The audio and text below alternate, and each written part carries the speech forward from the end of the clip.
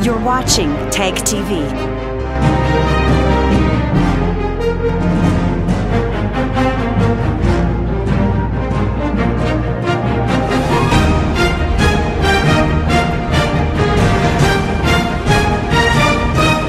You're watching TAG TV.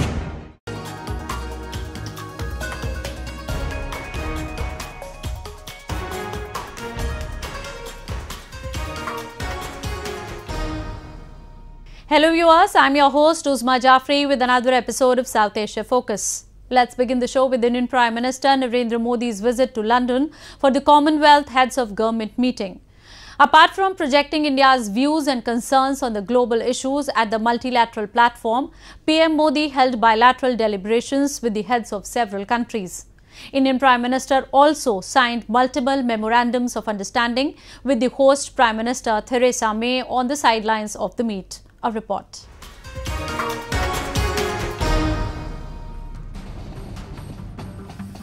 British Prime Minister Theresa May and Commonwealth Secretary General Baroness Patricia Scotland received the heads of 52 states for the 25th Commonwealth Heads of Government meeting in London. It was first time in nearly a decade that an Indian Prime Minister had joined the meeting, otherwise held once in every 2 years. The last CHOGM was attended by India in 2009 in Trinidad and Tobago. PM Modi, while reiterating India's commitment to fight the menace of terrorism and other global concerns, announced a slew of funds for development and capacity-building projects for countries in the grouping. On the sidelines of the meeting, Modi held multiple bilateral talks with the world leaders including Australia's Malcolm Turnbull, Bangladesh's Sheikh Hasina and Mauritius Prime Minister Pravind Jugnauth. Earlier, while interacting with the Indian diaspora in the city, Modi slammed Pakistan for its persistent efforts to export terror across the border and reassured his government's zero-tolerance stance towards it. जब कोई terrorism export करने का उद्योग बना करके बैठा हो,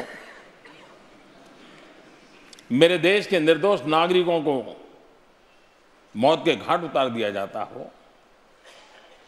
युद्ध लड़ने की ताकत नहीं है, पीठ पर वार करने के प्रयास होते हो, उसी भाषा में जवाब देना जानता है। टेररिज्म एक्सपोर्ट करने वालों को पता होना चाहिए कि अब हिंदुस्तान बदल चुका है। India has been extensively working on deepening its ties with countries around the globe amid a rising expansionist China. It has committed to invest more than £1 billion in the United Kingdom alone in coming days. Earlier, before landing in London, Prime Minister Modi had participated in the Made in India Nordic Summit in Stockholm, aimed at comprehensively deepening multilateral as well as bilateral engagements. India signed multiple MOUs with Sweden also, a sign of India's growing camaraderie with the Nordic countries. And India have agreed to work towards a security agreement, allowing us to exchange certain types of classified information required to work together on defense materials. This agreement would be an important step forward as we are deepening our bilateral cooperation in the defense domain.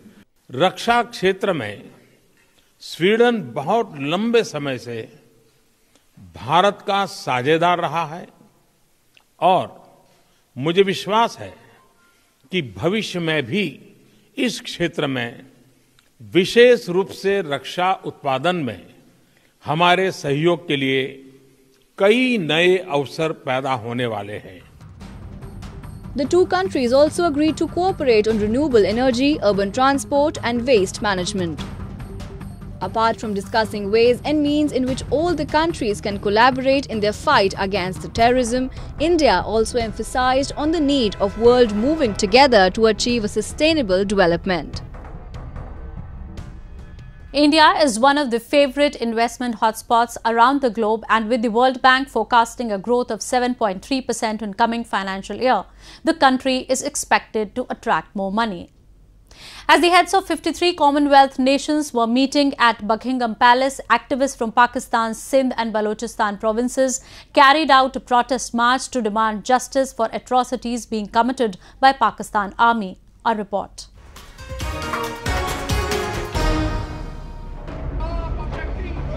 A large number of people from the Baloch and Sindhi community held a joint protest march from Trafalgar Square to 10 Downing Street against atrocities and human rights violations perpetrated by Pakistan.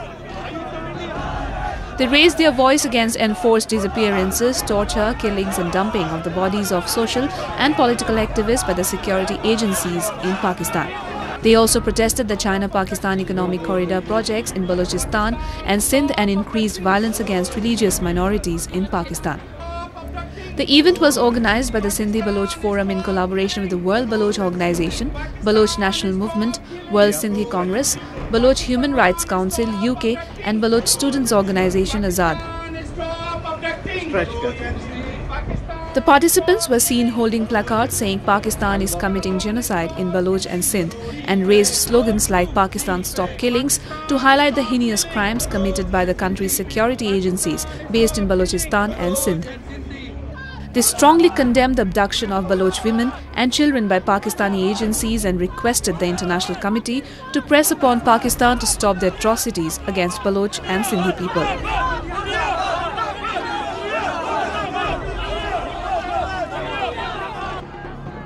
A petition was also submitted to British Prime Minister Theresa May requesting to use her influence for establishment of an international commission to investigate crimes against humanity being perpetrated by Pakistan. The human rights situation in Pakistan is deteriorating. My colleague Ravi Khandelwal recently spoke to Lakhu Lohana, an activist from World Sindhi Congress. So if we talk about the Sindh province of Pakistan, so what is the ground situation there? Because there are news that there are a lot of disappearances going on there. There's a lot of exploitation of natural resources from the province. So what is the situation there? Look, I mean, we have been talking this for a very, very long time.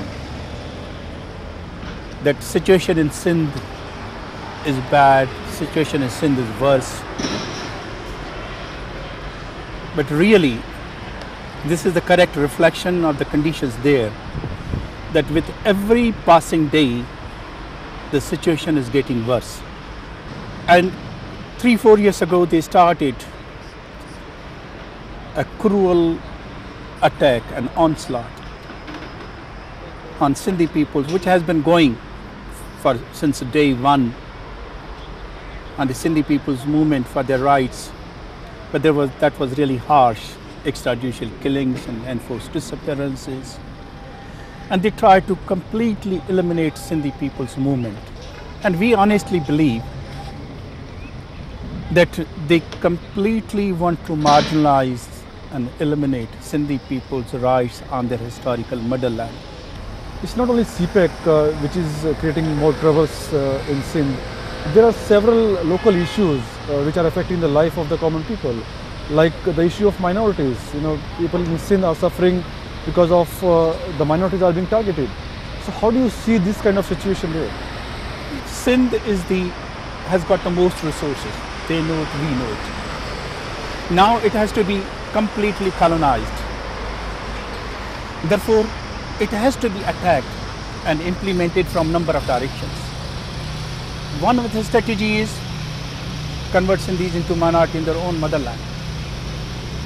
Now, Sindhi Hindus, peaceful people, they are most vulnerable and soft targets, and they attack them, creating a situation of desperateness so that they should leave their motherland. They tried this at the time of 1947, and therefore they were Sindhi Hindus, who were the indigenous people living there for thousands of years, they were coerced to leave. And now they are applying the same tactics, and that is the reason that Sindhi Hindus, they are migrating in thousands. Every year it is estimated. Moving on to Bangladesh, where news of relief seems to have surfaced for Rohingya refugees living under precarious conditions in Cox's Bazar for months now. After Myanmar government claimed of a successful repatriation of first family, it has pledged to start the exercise at a better pace and with a better coordination before the arrival of monsoon this year. A report.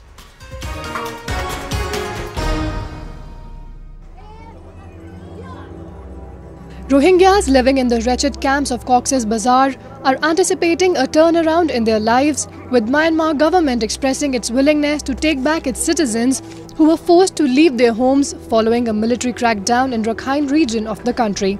Hundreds of thousands of refugees are living in crowded camps in the Cox's Bazar district, where they may be threatened by flooding, disease and landslides, with the monsoon season expected to start in the coming weeks.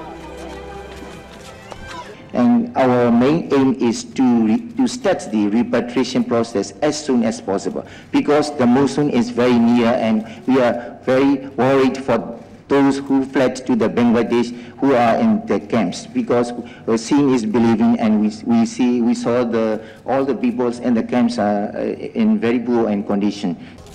Myanmar and Bangladesh agreed in January to complete a voluntary repatriation of the refugees in 2 years. Myanmar set up 2 reception centers and what it says is a temporary camp near the border in Rakhine to receive the first arrivals. The deal signed between Bangladesh and Myanmar in November for a safe and secure repatriation of the refugees had hit a bottleneck, as Myanmar authorities had denied entry to many, blaming the Bangladesh government for not providing the correct information required for refugees to resettle in Myanmar.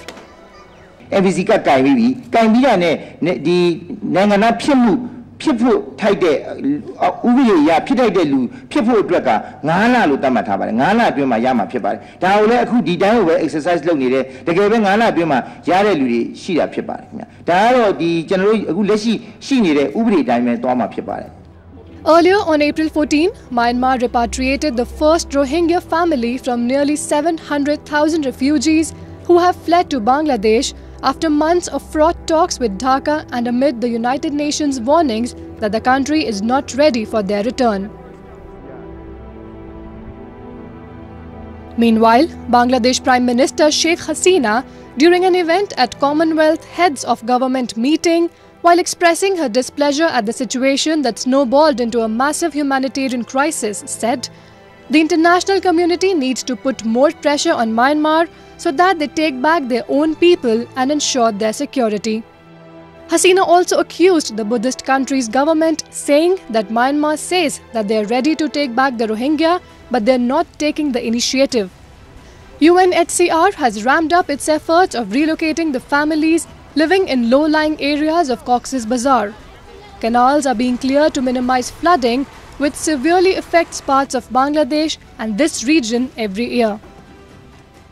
Although Myanmar government has reassured the international community of a systematic and smooth process of repatriation, it is going to be a daunting task of peacefully sending back 700,000 people to their homes.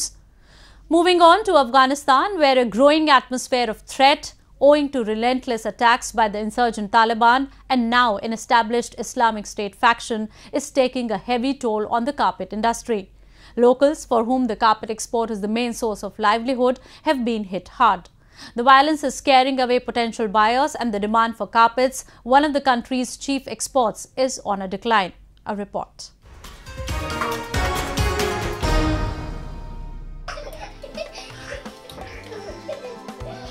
Ali Reza and his family, continuing the centuries-old legacy of Afghanistan, is busy tying knots using bits of coloured wool yarn that will create a beautiful carpet in a month's time when completed.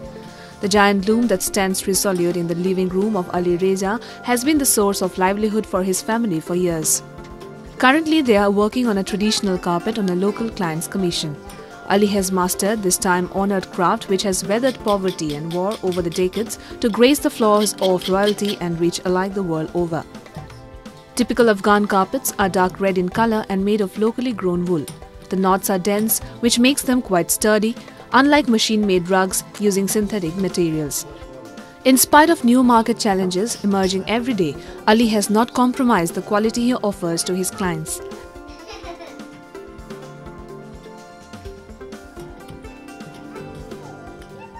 از مواد ما کیفیتش بالاست، دست بافت است، دیگه کیفیتش بالاست، دیگه کس نمیخره خارجیان. این دم تو پاکستانش هم تو شاید مواد به کیفیت کار کنن ارزان میفروشن، یعنی قالین ما رو بازارش خواب کردن. The market has hit multiple obstacles, starting from a decline in the number of buyers due to rising instability in the country to the inferior quality product available at reasonable rates around the world, taking a heavy toll on the local industry. Ali feeds his family, which include 4 small children, with the money he makes from weaving, which he has been doing since was a boy. ما 3-4 نفر سر یک قالین میشینیم فکر دمای 8000 یا 7000 که میشه خیلی در سختی خرج خود پورا میکنیم این مشکلات هست.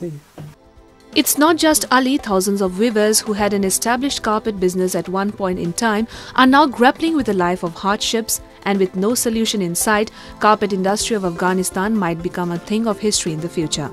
Even the royals who have a penchant for Afghani carpets have refrained visiting the country severely damaged by the war. As you know, due to security problems in Afghanistan, the carpet buyers, which today are very rich people, they are not willing to come to Afghanistan to purchase our carpets. Afghanistan exported $38 million of hand-woven carpets in 2016-17, the country's 4th largest legal export, accounting for 6% of total exports, according to its Central Statistics Organization. More than 85% entered neighboring Pakistan. A year earlier, Afghan carpet exports were worth more than double that total, $89.5 million, and during more peaceful times, 9 years early exports amounted to $150 million. قالیل افغانی اگر قیمت هم باشه با دوام است یک چیز خوب است یک چیز وطنی خود ماست. Afghan carpet traders rely heavily on Pakistan for its exports as the country is landlocked. This bottleneck leaves them vulnerable to frequent adjustments to border controls when tensions run high, dragging down sales further.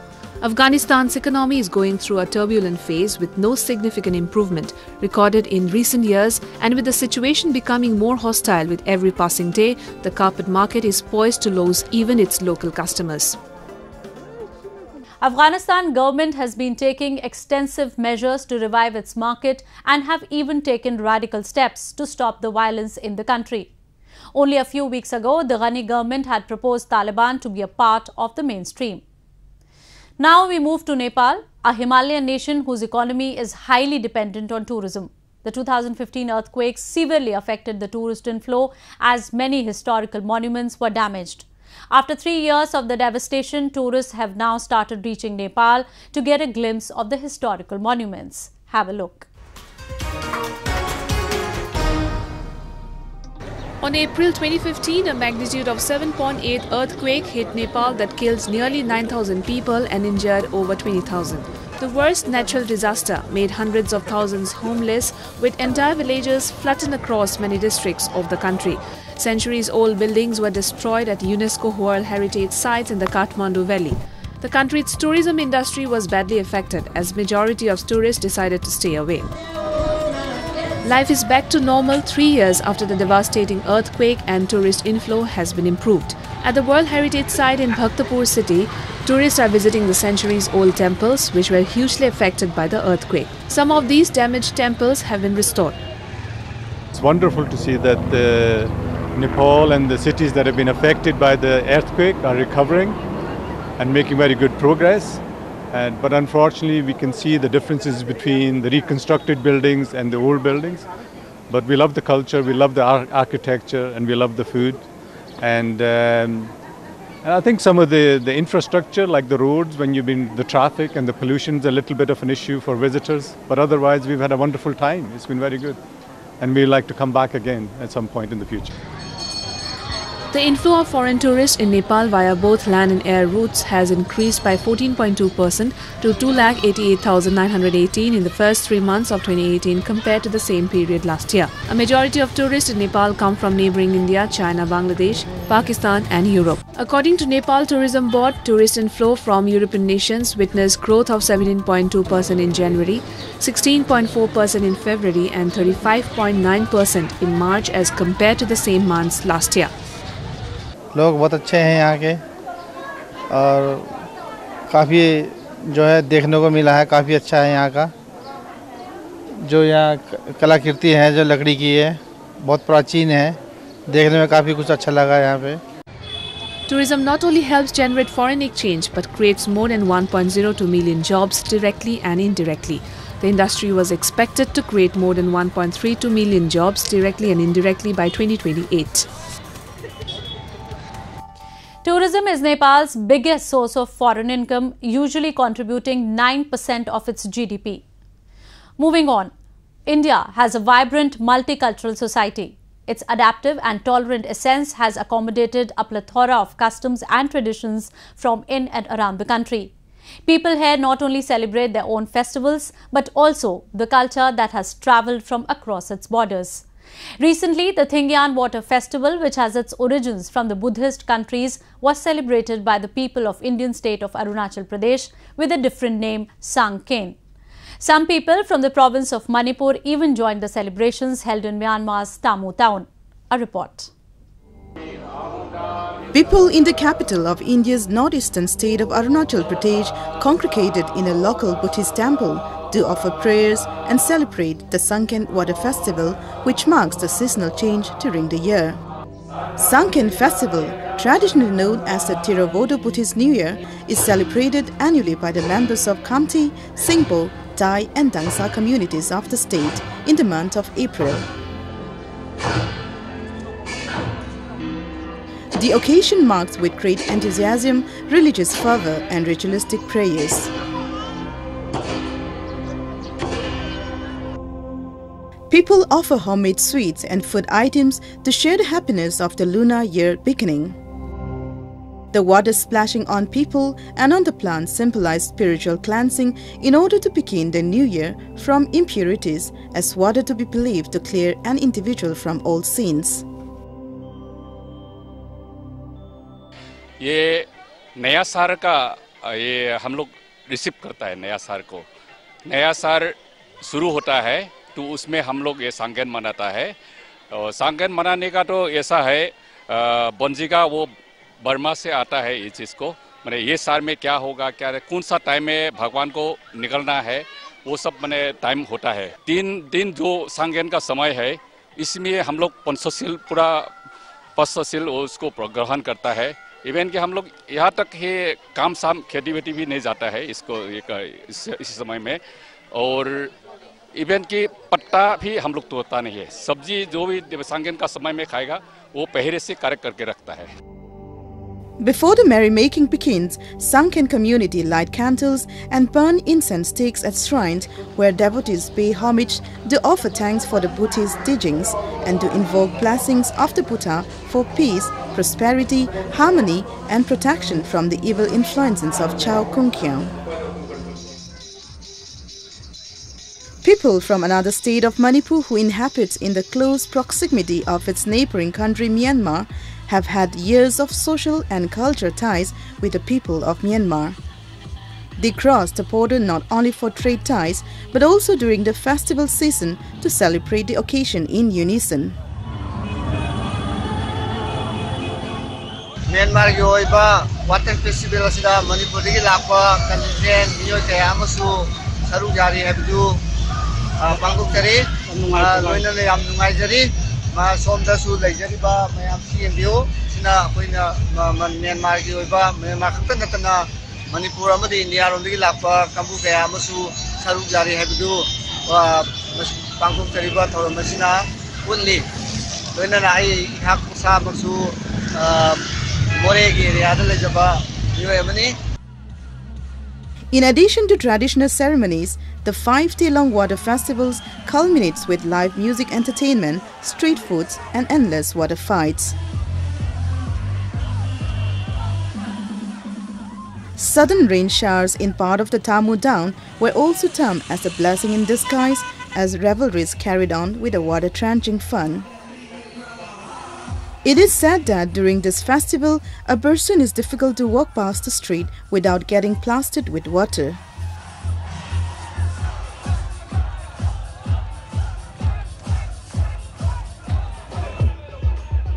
Though the event is particularly frenzied in Myanmar, similar festive fervor was also seen in Theravada Buddhist countries like Thailand and Laos as Songkran and Chung Kam Mia in Cambodia.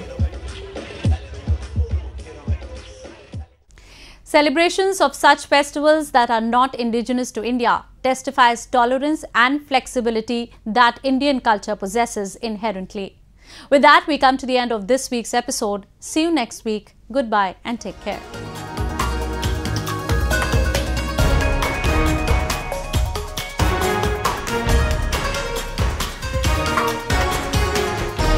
You're watching TAG TV.